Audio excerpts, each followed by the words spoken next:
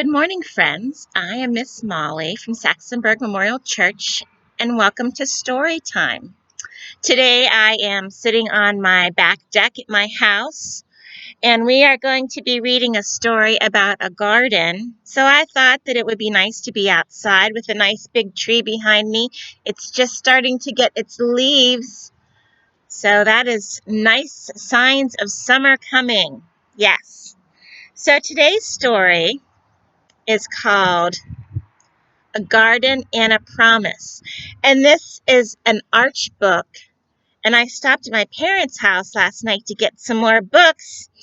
This was my dad's favorite book. And there's a line in here, a sentence in here that makes him giggle. So you'll have to listen for the giggly sentence. This is an old book. This is a book that is from when I was a little girl. My parents used to read it to me. It kind of made me laugh because it said quality religious books for children. Quality. It's funny that they had to put that. And the year in here was 1973. Who knew they even made books back then? The pages are starting to yellow too. It's an antique. A Garden and a Promise. And this comes from the Bible, from Genesis 1 through 3. Before there were roses or dandelions or trees, giraffes or dogs or chimpanzees, when the man did not exist as of yet, the earth was watered by a mist.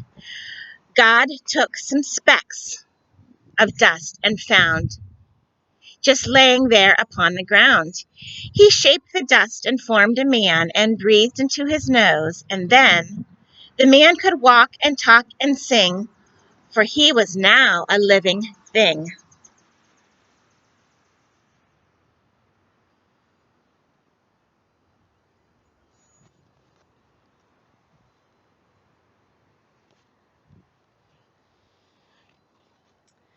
God saw the man that he had made. That's very good, Lord God said. I'll make him plants for food and sea, animals for company.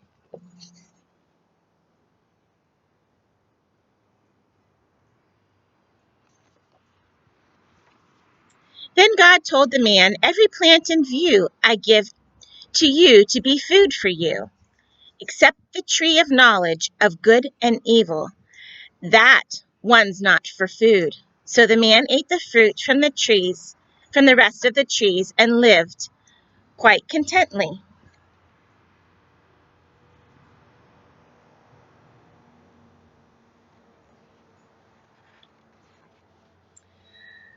But after a while, God said to the man, you're all alone. So now I plan to find a helper to fit you. I'm sure that won't be hard to do. Then God told the animals he made to form an animal parade and walk past the man one by one. And the man said, say, this sure is fun.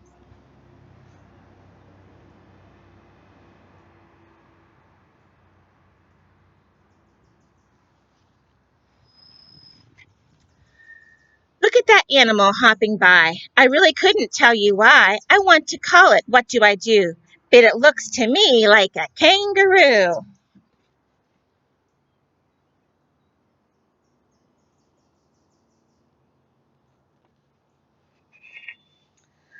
Of all of the animals, he spoke much the same, and whatever he called one, that was his name. Lion, hippopotamus, elephant, bear, but among all them, not anywhere, was a helper found to fit for the man. So God said, I have a different plan. I'll put you to sleep for an hour or two and make a helper fit for you.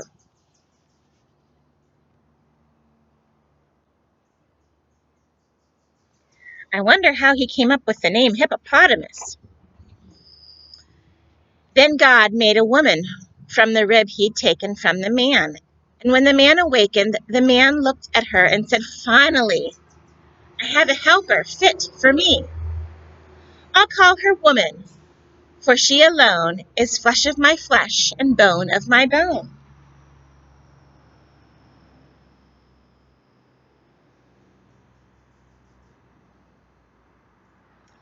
Do you remember from the Bible the names of the man and woman? So the man and woman lived happily, eating fruit from every tree that God had given, except the one from which God said it shouldn't be done.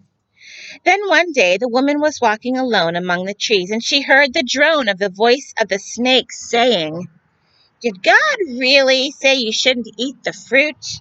How silly."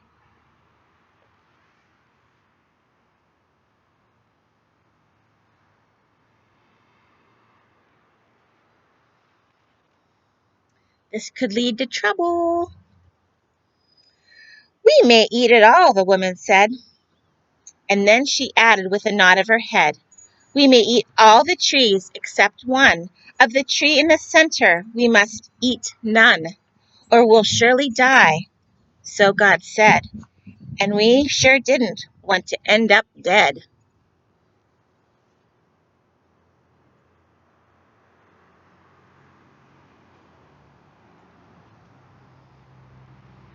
I think there's going to be a problem.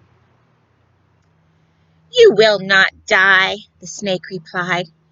"Rather, God knows that when you've tried that fruit, your eyes will open far, and you'll know what good and evil are." The woman looked at the fruit in surprise, and for the first time she realized that that fruit looked better than any other. So she picked one, then picked another.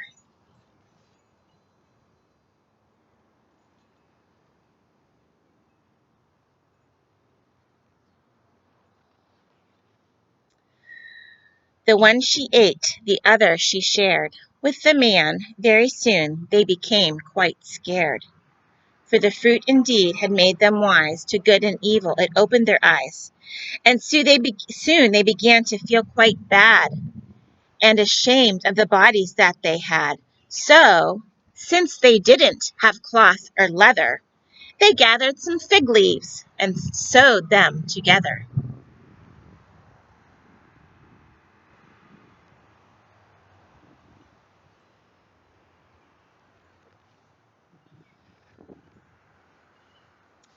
God made aprons to cover their bodies. And when God came into the garden again, the man and the woman became quite afraid and hid among the trees God made. "Where are you?" God called out quite loudly, and the man answered, not very proudly, "I heard you coming, and I was afraid because I was naked." And then the Lord God said,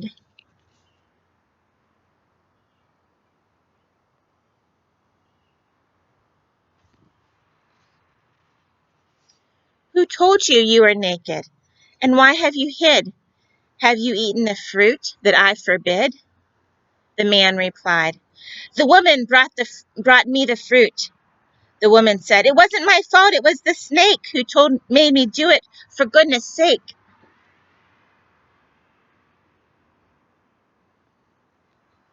She blamed somebody else for her actions that were wrong. Then God said, because of what you have done, your lives will be different from this moment on. You, the snake, will crawl on the ground through the dust. And as for you, man, from now on, you must work hard for your food and for clothes to put on."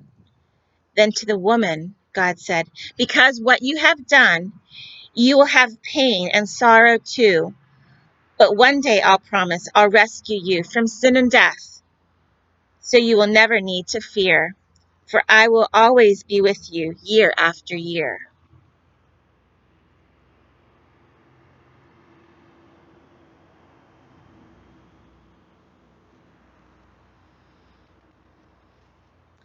So the man and the woman were driven away from their beautiful home in the garden that day. The day they deceived, they wanted to be like God and ate from the forbidden tree. But God promised them one day He'd send His Son down to earth to rescue all men from their terrible fate, and He promised He'd never leave them, but that He'd be with them forever.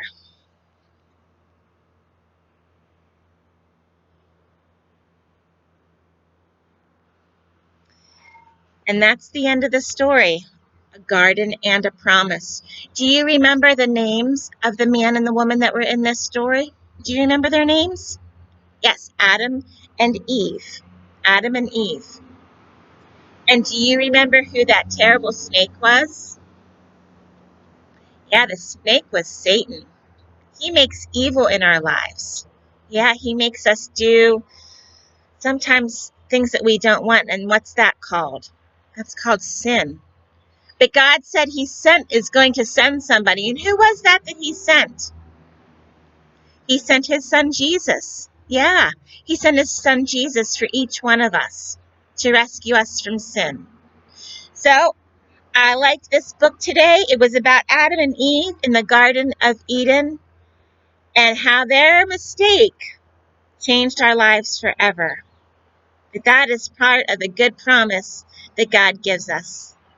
Well, I hope you guys have a great day. I will see you on Thursday for another story time. I love you. I miss you.